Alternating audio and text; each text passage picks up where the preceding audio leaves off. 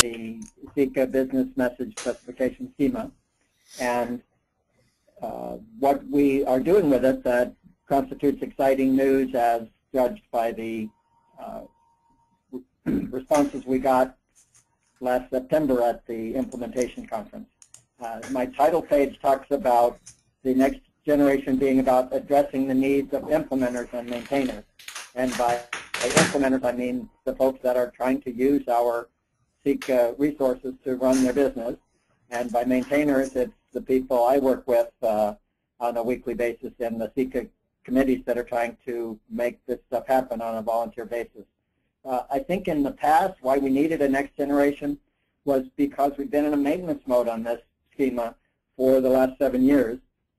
And we were really tilting very heavily toward backward compatibility, where we were catering to this mythical user who had implemented version 137 7 years ago, hadn't made any changes. And we're not really seeing that many implementations like that or complaints from those sort of people. So we're now starting to be a little less shy about this and moving forward to the people that are going to be using it today and in the future.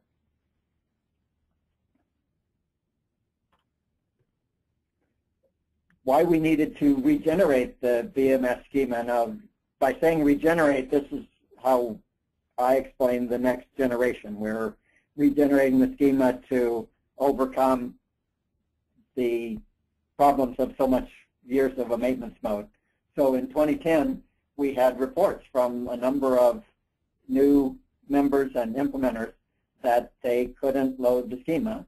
And we in the architecture committee and at my employer, who had a relationship with one of those new members, were not even able to figure out what was wrong by working through the schema materials we had. So the structure of the files and messages, it was just hard to understand and maintain.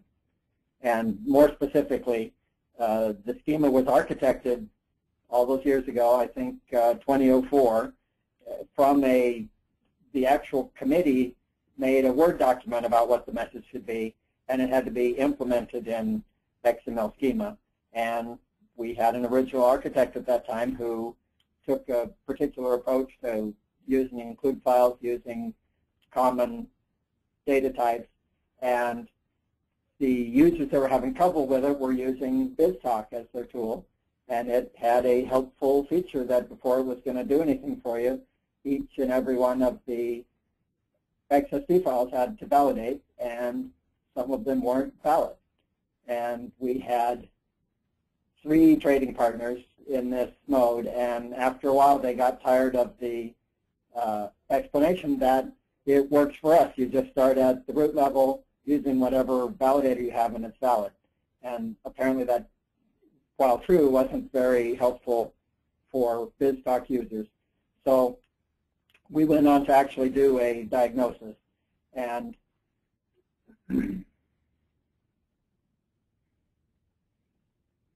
we had to understand the problems. We had volunteer editors for a number of years. I think I had at least 2 stints in that role. And what you do when you have to make a change is get a notion of how they used to do it before and make changes to it and keep tweaking them until it's validated. And it finally came down to this method of doing include files, and I think there were ones that were inconsistently applied, but one of them was as simple as we had a space after the name of the file before the close quote, and the tools we were using couldn't recognize that that was the same file. So there were typographical errors and a whole approach to take. And the architecture committee under Keith Davis did a really good job at that time to figure out what we were doing and document it, and then the final get documented. And what we came up with was, I think this is just from less than a month ago, we're still finalizing this, but it's the Schema Guidelines about how we do includes of XSDs. And if you can understand what we're talking about here, then I encourage you to contact Charlie, Fred, and see if you might be a member of the architecture committee. And if you're interested in this stuff, then definitely please, join us, because it's kind of dry stuff in some respects. But the schema now consists of 102 messages that are all built up in a hierarchy of different XML schema files. And I think that number of schema files is up in the 50s now. It started out with 16. But the one you start with as the main document for the schema BMS is called BMS root. And it's a very small file. It will be shown to you a couple slides from now. But it's very small, and all it has is includes of the services, of which there are less than a dozen that we manage. And then those services are also represented by a schema whose primary intent is to gather together the messages for that service. And again, these are files that you can read on one page. And the messages themselves include the common types that you're going to use, the data structures, the elements, the aggregates, again, what our standard in the form of a Word document represents, and then down to the level of specific services. If they're used only for one service, that service has a common types file, and if they have applicability over more than one service, they get promoted to the common global types for the whole business message spec. So, and at that lower level, the only include statement is the simple types, and we will talk about simple types a little later. The hierarchy, exactly as it says here, following those details, is that the implementers can implement from the BMS root level or any of the services or any of the individual files, and they're all valid. So it took some investigation. It took some effort to document what we're doing and then apply that to the file, but it's so much easier now to just say the big scheme is valid, every level of hierarchy is valid, it just works. And here's the examples taken from my presentation in St. Louis last fall that actually show these files. So the one we're looking at here is the root XSD. And the main thing it includes, just as it says, is the services from assignment, estimate on through the clean service and status service. And each of these, I'll illustrate, is, I think that must be the assignment service XSD. And it includes its own assignment messages, and those are the messages: assignment, add request, change request, cancel request. You see the assignment common types. That's been included there. And then the BMS CommonGlobalTypes, the BMS simple types, and then you see some of those simple types themselves. So the intent of this,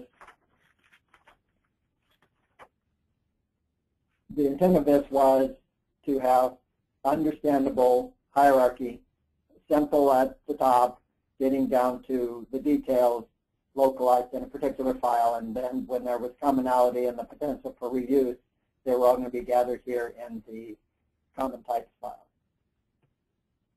So let's talk about the common types. So Becky Starr was the volunteer editor of the schema at the time this came up and we needed to fix it.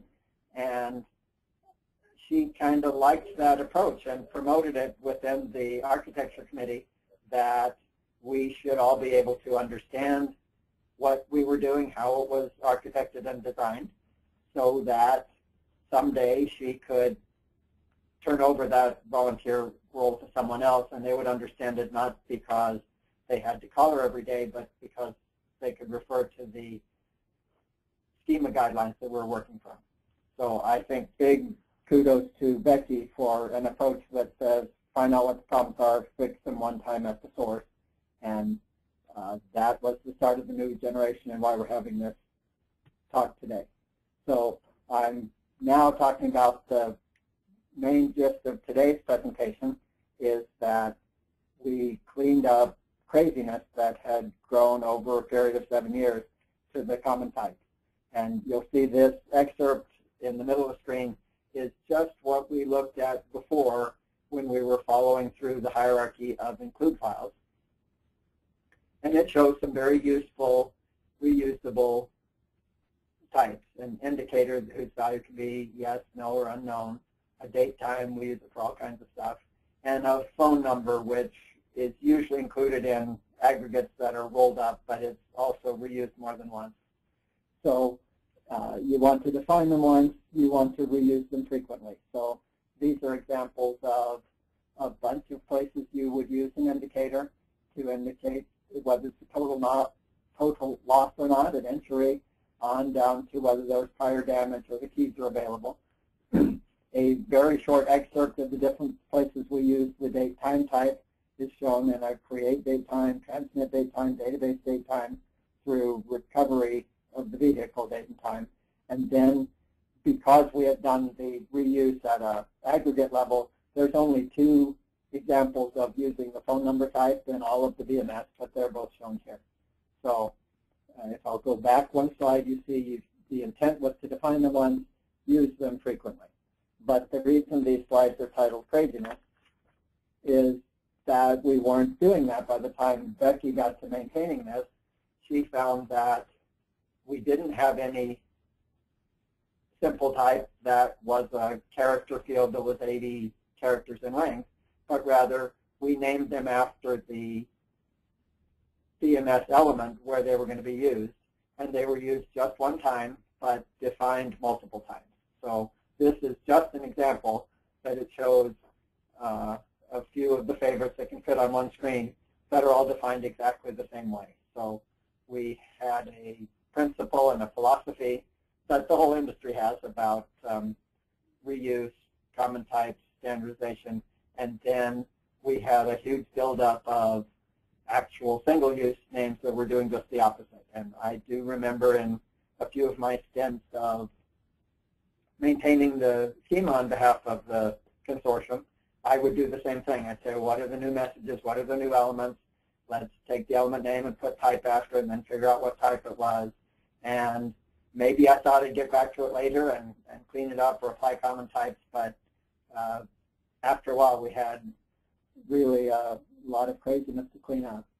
And in fact, here's an illustration of it. I did an analysis this week showing that from the first version that we really commercialized, 1.3.7 in 2005, we had 16 files to encode 12 messages, and we had 136 simple types. We should have had many fewer. I think I was telling Fred and Charlie earlier today that I think 20 of those were really of the variety that they're reused and they encapsulate something that the user would want to know and use. Then in each subsequent version, you see there's some success stories here as well as craziness. You see we supported more messages from 12 of them 7 years ago up to 52 of them now. And these are message types. Fred also pointed out to me today it's actually nearly twice this number. These were the requests that I counted. So we've got 102 messages in there, about half of them requests and half responses currently. But you see also the growth of the number of files from 16 to 44. You could appreciate, I guess, Becky's chore now in being the volunteer maintainer of this stuff. And the simple types just kept growing, 136. That doubled in 2 years and never quite doubled again. But what I wanted to illustrate, and it's the same material on the bottom right in this graph, that you see the blue bars show the number of files going up, the red bar showing the number of messages going up, and there's some growth there that shows some acceptance and adoption of CIECA, and we're very proud of that. But at the other hand, we just kept going through the roof on the number of simple types, and in the 2011 timeframe, Becky proposed to us that how about we go back to the idea of naming the types by how they're composed and not the name of the element that uses them. And we were going to do that for new elements that were being added for that version. And then she's taken that to some cleanup in the 4.4 version, where we actually added 5 new messages, or probably 10, and we're using fewer simple types than we did before. So that everything she needed to add is covered, plus some cleanup. And I would expect that in the next phase of cleanup, we'll start to rationalize this even more. And it doesn't really matter once you load something, it just works. But if you think of the task of the maintainer, when you have many times, probably twice as many simple types as we want to have or need to have in there, it makes it so you can't understand what you're doing. And when you're volunteering 1 day a week to this effort, and then twice a year you have to spend 3 weeks to clean it up, it's really important that be understandable.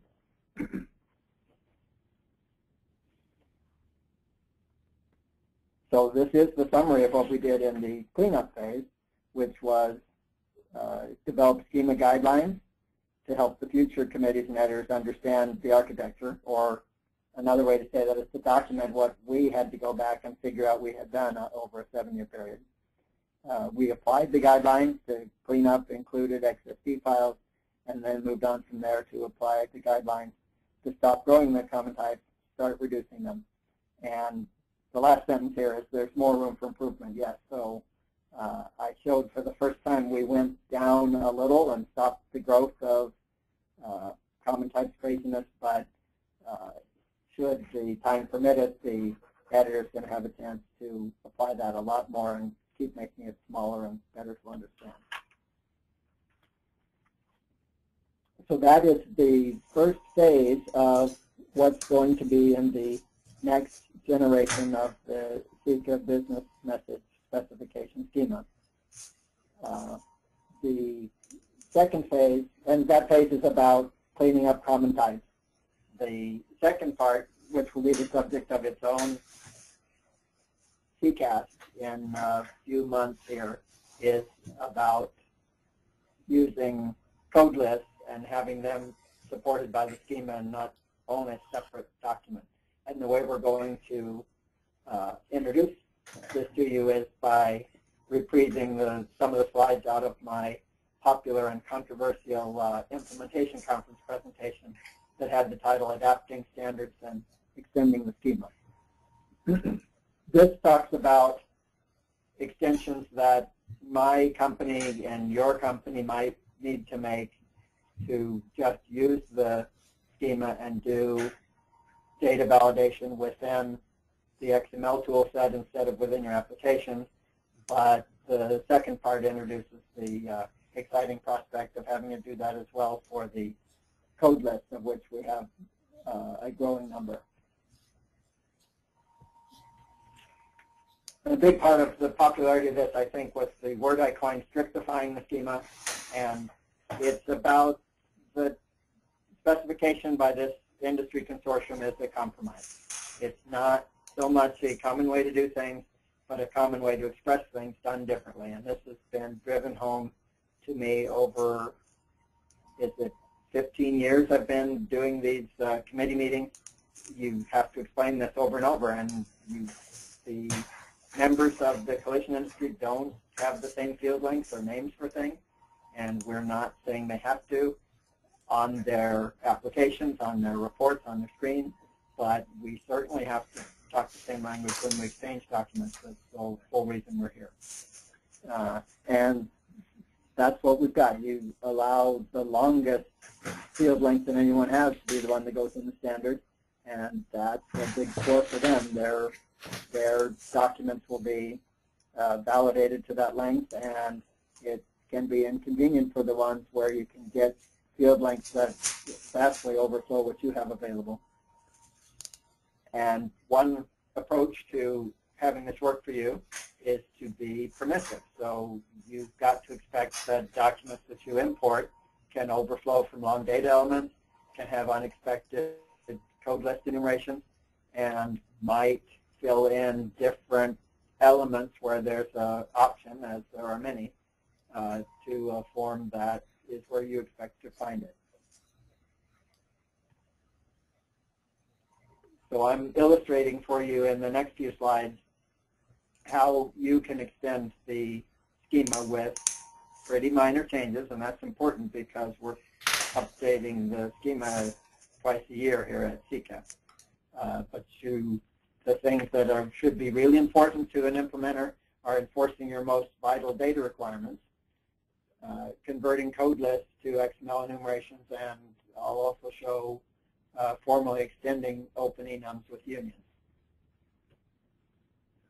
So the one that was of particular interest where I work is that the deductible amount can exceed $1 million the way we've defined it in the CIECA committees. And that is always a mistake if we get anything with anything close to that many numbers in it.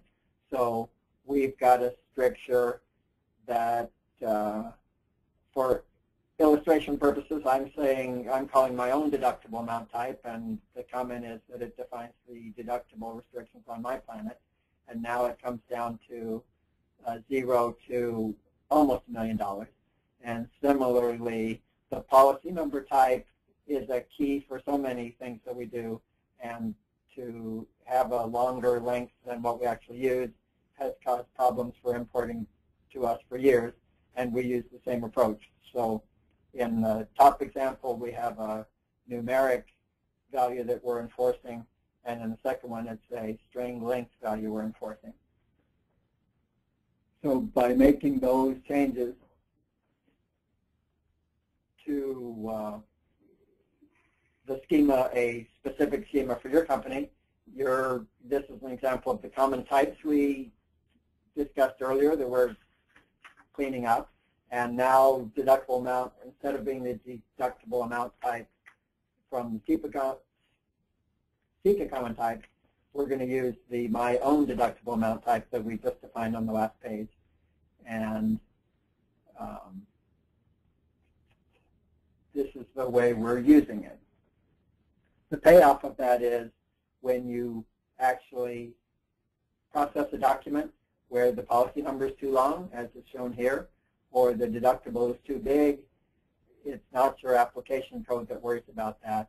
It's the XML validation. You see both of these create a validation error, one that the length of the policy number is too long, and the next one that the amount of the deductible is too high. So now what you need to do is exchange your strict schema changes with your trading partners instead of working out that even though they've sent you a valid document, you're going to send an application error back to them. Just an example, these aren't the only two fields that might cause a problem for some companies, but it shows how we cope and how you might cope with compromises you make where you allow the numbers to be bigger and the strings to be longer than what you actually want and need.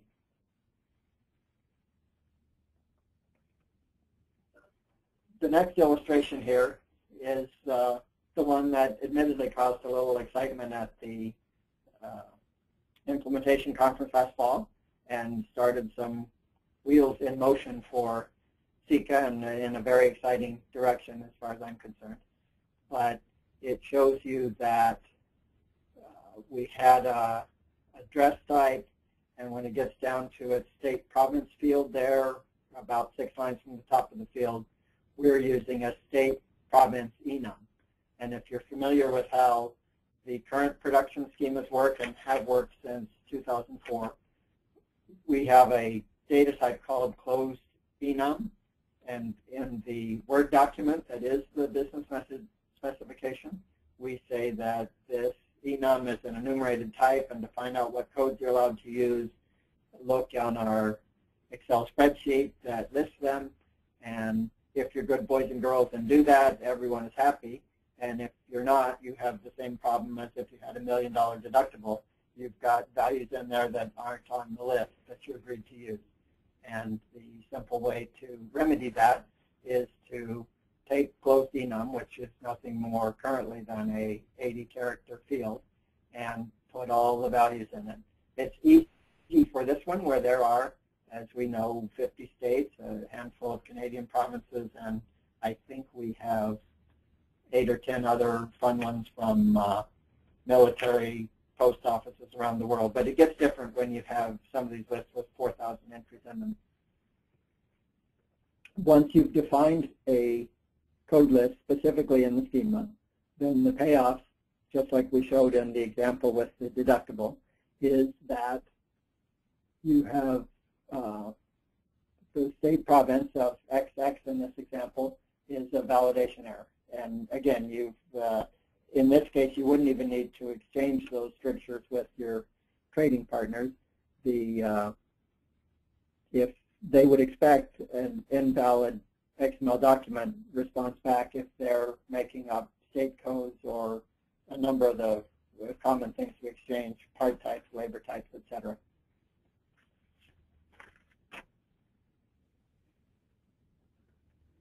The last thing I'm going to go through here from the previous presentation is that in addition to using enumerated types and actually enumerating them, you can add things to these enumerations. And this concept has been around since the EDI days, the EMS days, the BMS days, that says there's some fields where we insist that you use only the code lists that are provided. You saw one example being yes, no, and unknown for an indicator. An example here being the state and province codes for an address. But other ones, we say we got a core list of things to use, and we acknowledge that without referring back to CIECA and asking them to add your codes, you can extend these things. And my example here is the list of vendor codes that's provided in the vendor code list of CIECA, and they're listed on the left. And I show an example of how you might extend that by adding your own, literally, my very own vendor code. And then the way you use it in the XML schema language is to make a union of the two restrictions, the union of Open Enum with the list that was provided by CIECA with the one or many that you wish to extend the code list with. And the result is you can use your very own vendor code and it's valid. So the demonstration here, very briefly, was that now instead of just any 80-character string passing schema validation, the schema is going to be able to enforce the code list that CIECA uses, but you're not limited to that. You can extend it formally. So this is well in the works with Mike Hastings writing a program to go through the code list. Charlie Quirt is working diligently to make the code list suitable input for his program. Found all kinds of things we could never tell by looking, the problems with trailing and leaving blanks and that sort of thing. But the work is being done to get this into the schema, and the work is being done to make a CCAST to present that to you all in the coming months. So that concludes my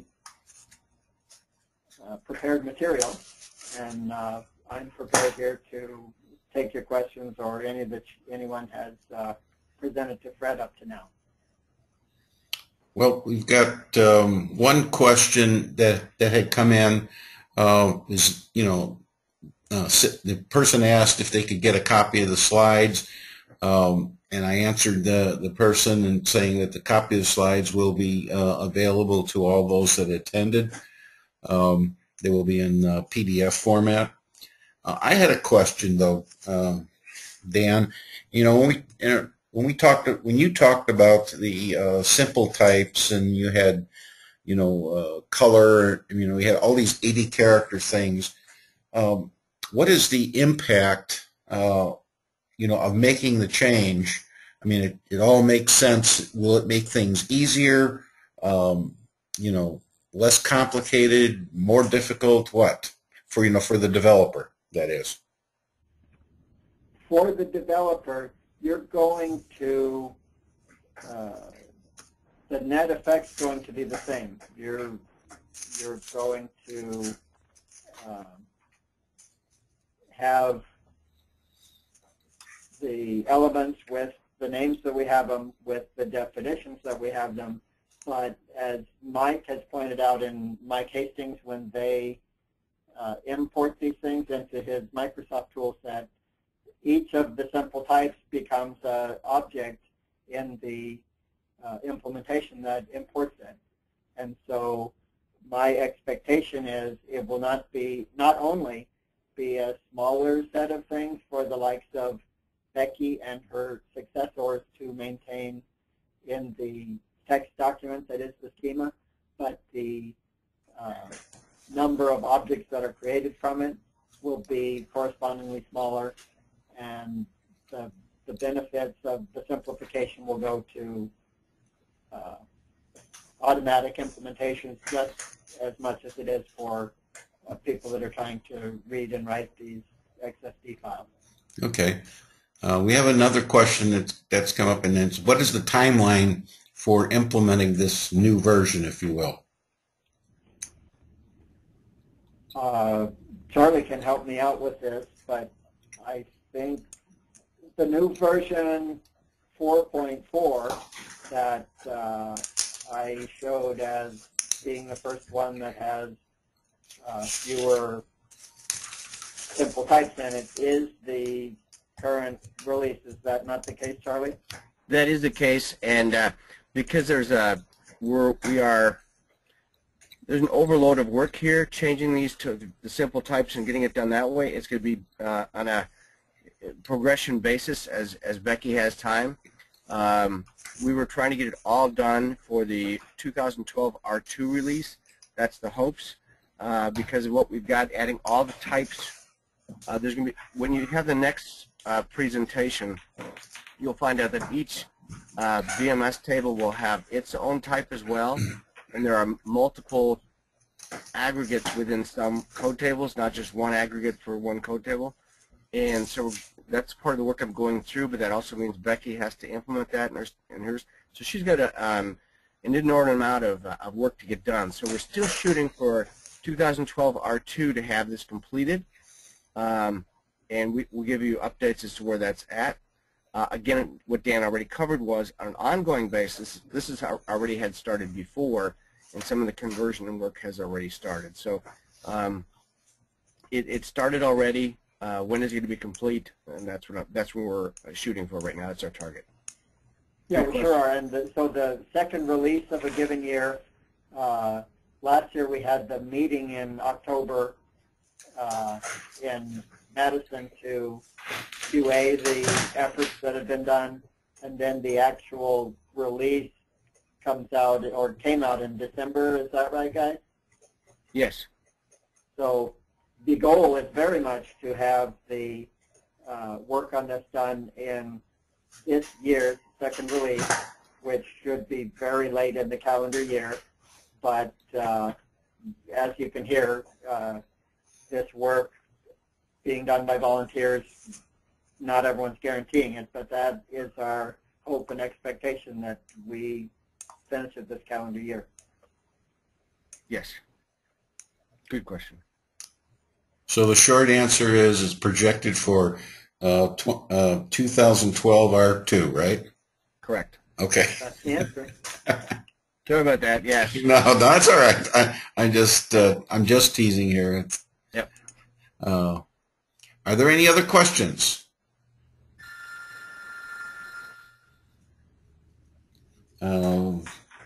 One last time, are there any other questions? Okay, well, I want to thank you, Dan, for the presentation. It was excellent. I also want to thank you, the audience, for attending. And you'll be getting an announcement. I believe it's June the 9th, Charlie?